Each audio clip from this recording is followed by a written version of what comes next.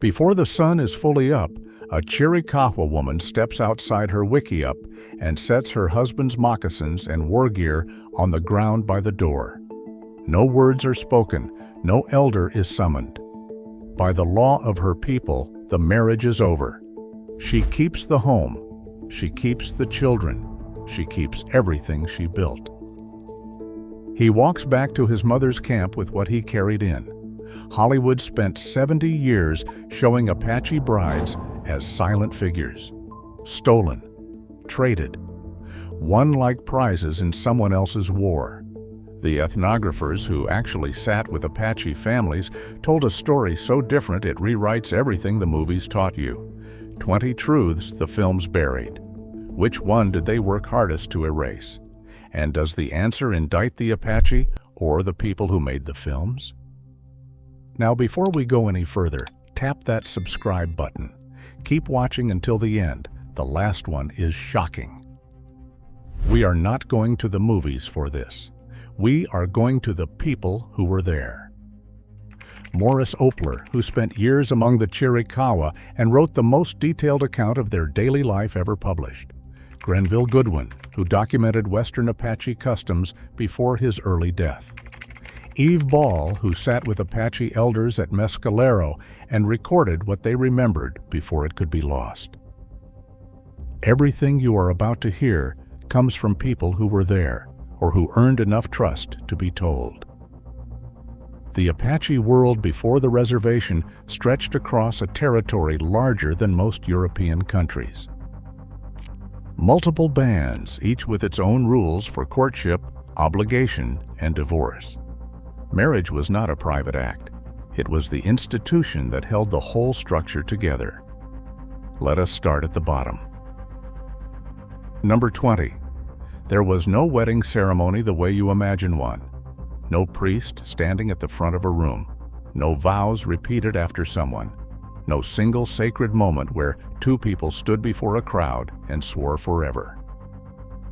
The marriage was a process. It unfolded in stages.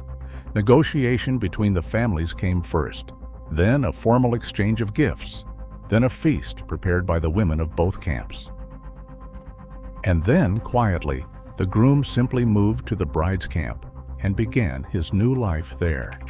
Opler documents that the transition could stretch out over weeks, almost businesslike in its patience. There was no single moment a filmmaker could point a camera at and call the wedding. Hollywood needs a scene, a dramatic beat, an audience gasping.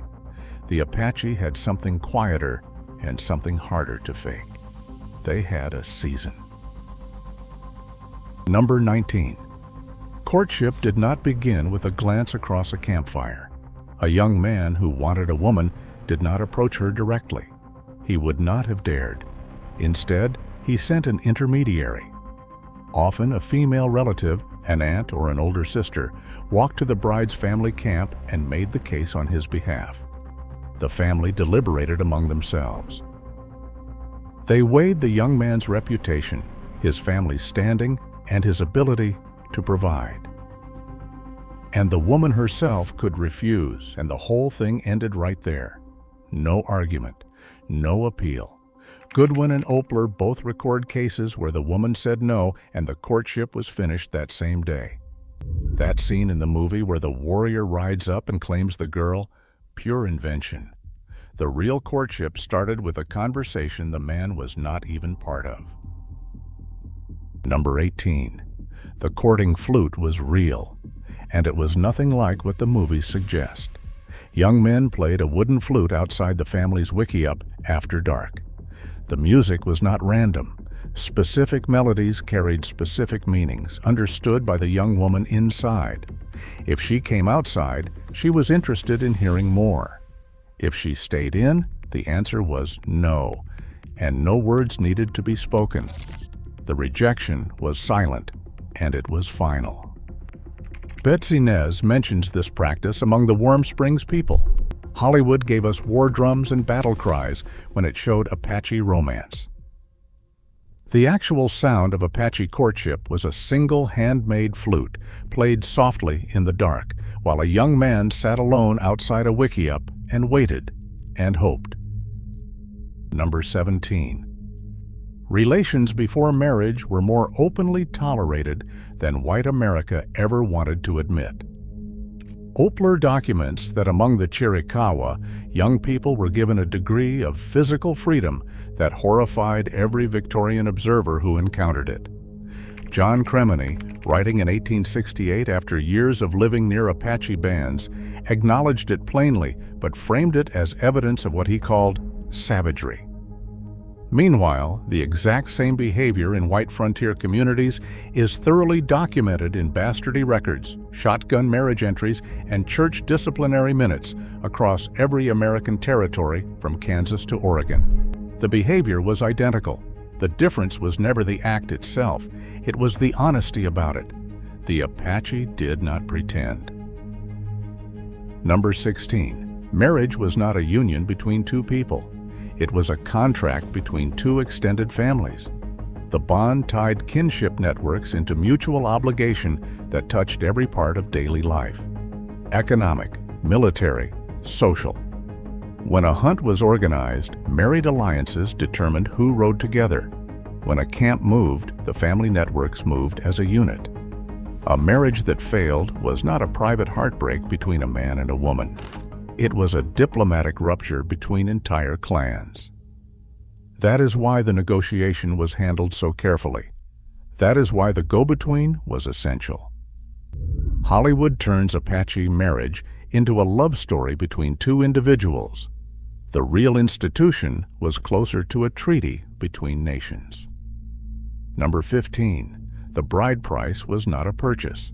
The groom's family presented horses, blankets, weapons, and goods to the bride's family before the union could proceed. Opler is direct about this. It was a demonstration of capability, not a commercial transaction.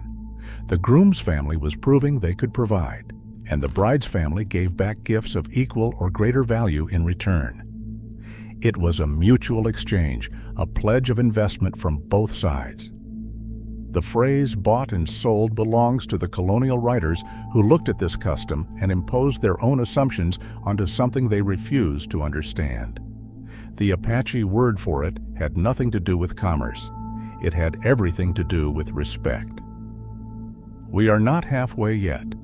The entries ahead are the ones Hollywood had to actively bury. Hold your guess. Number 14. A man could have more than one wife, but the preferred form followed a strict logic that no Western film has ever shown. It was called sororal polygyny. Sisters married to the same husband. Opler explains the reasoning plainly. Sisters already knew how to share labor and living space. They had grown up in the same wickiup and learned the same rhythms of work. The household ran more smoothly when the women inside it already trusted each other.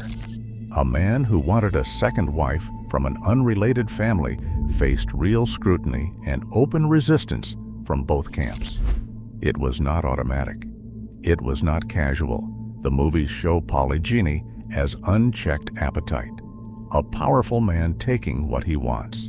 The Apache practiced it as deliberate household engineering, and the women's families had veto power over every step of it. Number 13. If a wife died, her family was expected to offer a sister or close female relative as a replacement wife. This was the sororat. It was not a suggestion.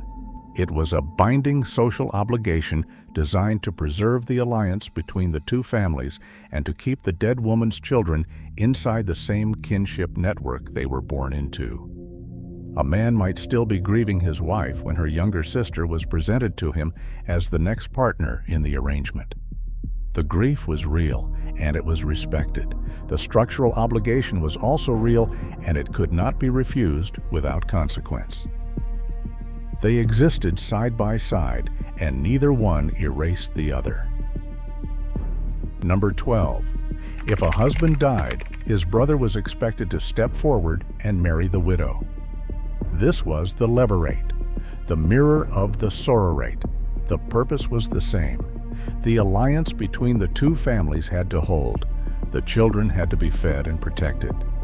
Opler and Goodwin both document this practice across multiple Apache bands. The brother did not choose this. The obligation fell on him whether he wanted the responsibility or not. He might already have a wife and children of his own. It did not matter. The duty came first. It was a weight no one in Hollywood's version of the frontier was ever shown carrying. Number 11. Mourning before remarriage was enforced, and you could see it on the body. A widow cut her hair short. She gave away or destroyed every possession her dead husband had owned. In some bands, she smeared her face and body with ash or white clay so that everyone in the camp could see she was in mourning and know not to approach her with talk of a new match. Remarrying before the mourning period ended, often a full year or longer, brought severe public censure from the entire community. It was not a private grief. It was a visible, physical transformation that the whole camp witnessed and enforced. The movies skipped straight from the death scene to the next romance. The Apache made you wear your grief where no one could miss it. Number 10. Sometimes the family said no, and sometimes the young couple ran anyway. Betsinez describes elopement among the Warm Springs Band as something that happened, but never without cost. Running was not a love story. It was a crisis. Elopement shamed both families publicly. It ruptured kinship ties that had taken years to build. And in most cases, the groom's family had to pay a sharply increased bride price after the fact just to begin repairing the damage that the running had caused. The debt could hang over a young couple for years. Running away together was not freedom. It was a bill that followed you home and grew larger the longer you waited to pay it. Number 9. A man who hit his wife answered to her brothers, her uncles, her father, every male relative she had. Opler documents clearly that the wife's family held both the right and the expectation of physical intervention against an abusive husband. They did not wait for a complaint to be filed. They acted. In extreme cases, the man was beaten and expelled from the camp entirely. And where would he go? He was, after all, living in her world.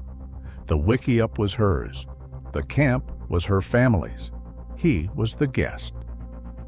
Now hold that against American common law in the exact same century.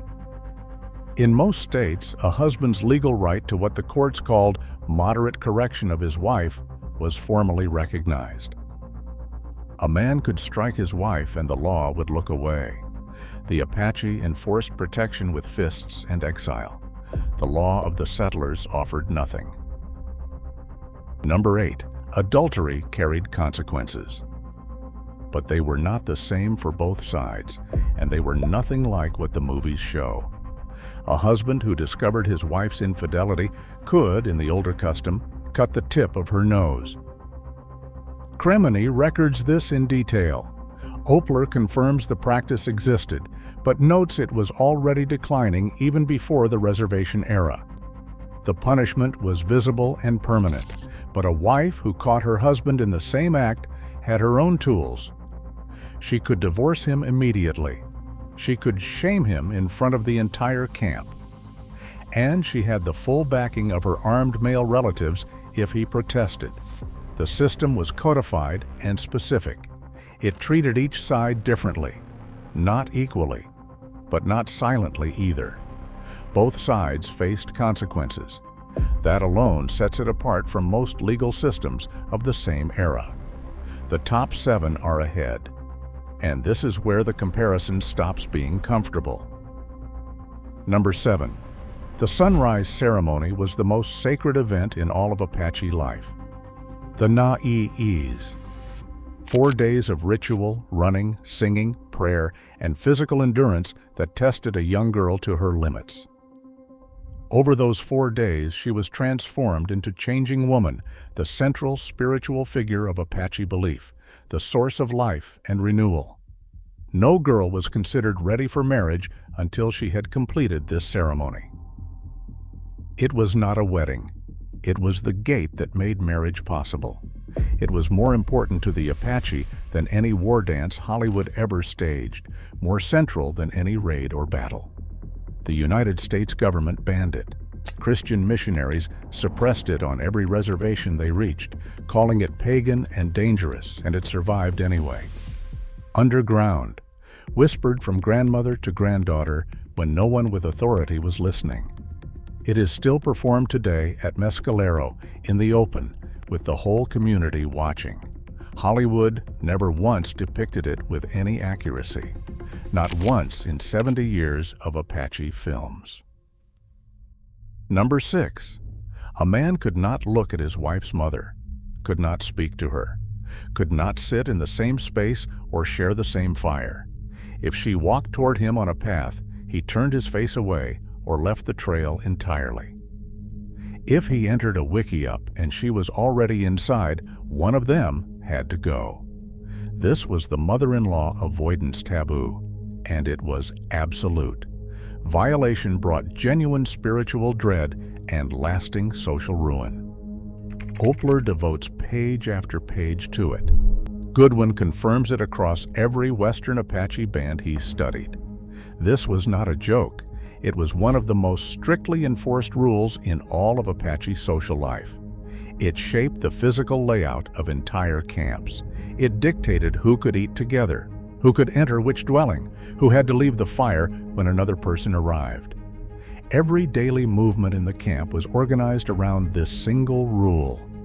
You cannot dramatize a custom built entirely on avoidance and silence. So Hollywood pretended it did not exist. Number 5. The groom did not ride home with the bride sitting behind him on the horse. He did the opposite. He left his own family and moved to her camp. Matrilocal residence, the most basic structural fact of Apache marriage, and the single fact most completely absent from the popular imagination. He built a new wickiup near her mother's dwelling. He hunted for her parents. He performed bride service, months or sometimes years of labor for her family, before the community fully recognized the marriage as settled. Goodwin lays this out in plain terms across his Western Apache fieldwork. The man was, in every practical sense, on probation in his wife's world. He had to earn his place there. That image you carry in your mind of the warrior sweeping the woman onto his horse and riding back to his camp is not a simplification of the truth. It is the exact opposite of what actually happened. Number 4. The wickiup belonged to the wife. She built it with her own hands or directed its construction. She owned every object stored inside it. The food she gathered through the seasons, acorns, mescal hearts, berries, wild seeds, all of it was hers. The household economy ran through the woman. The man contributed game from the hunt, but the home itself and everything kept within its walls was her property alone. Goodwin documents this clearly for the Western Apache. Opler confirms it for the Chiricahua. This was not informal custom or unspoken tradition. This was the recognized, enforced operating law of the household. A man lived in his wife's house at her pleasure and at her discretion. If she decided he no longer belonged there, he did not. Number 3.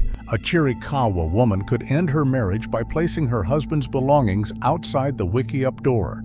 No filing with an authority, no hearing before a council, no waiting period.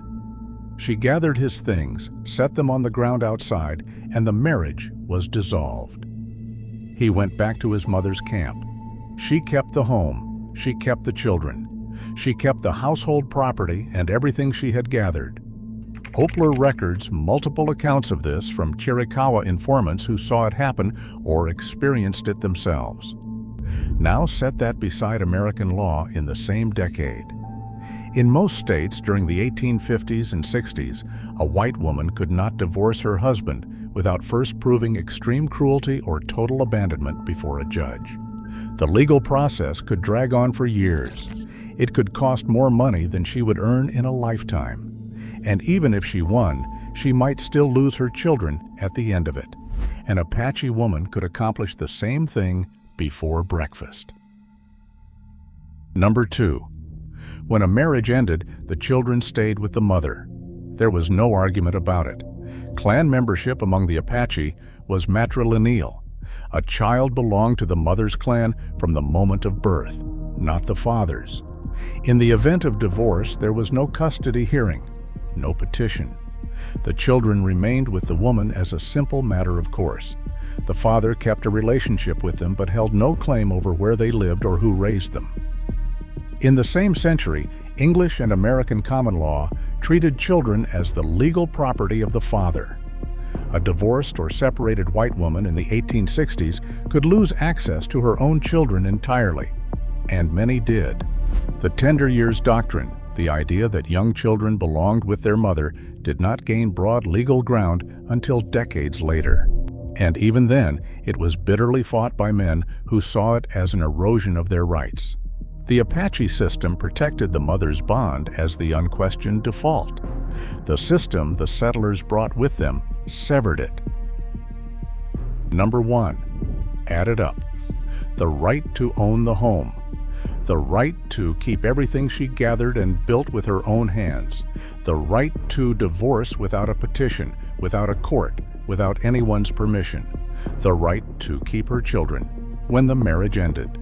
The backing of armed male relatives against any husband who raised his hand to her.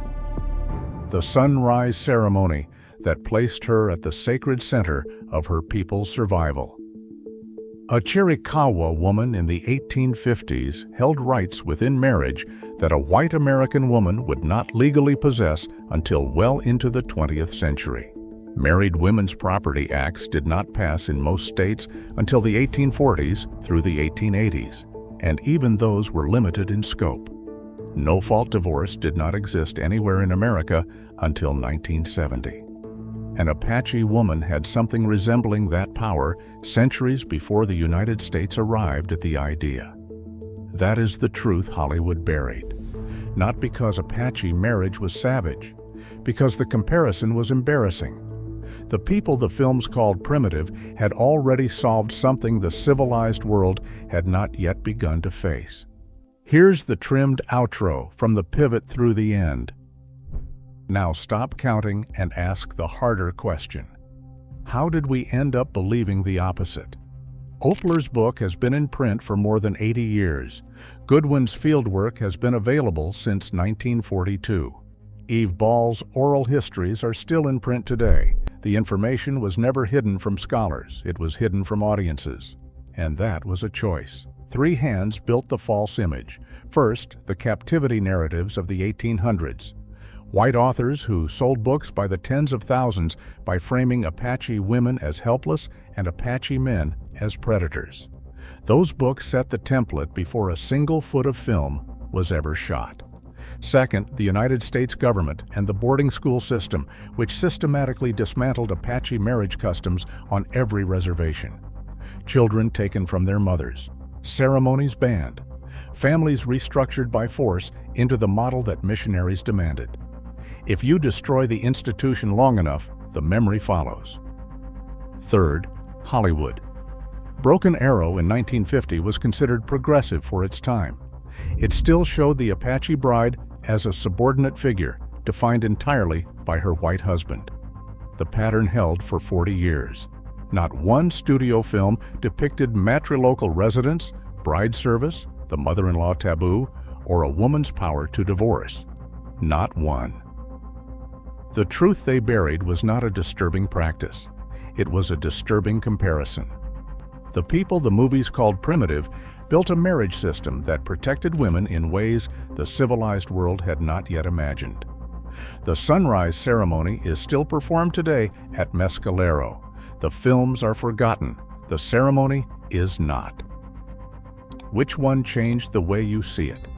Tell me below. And if you want the truth behind another frontier story the movies got wrong, the next one is already waiting for you.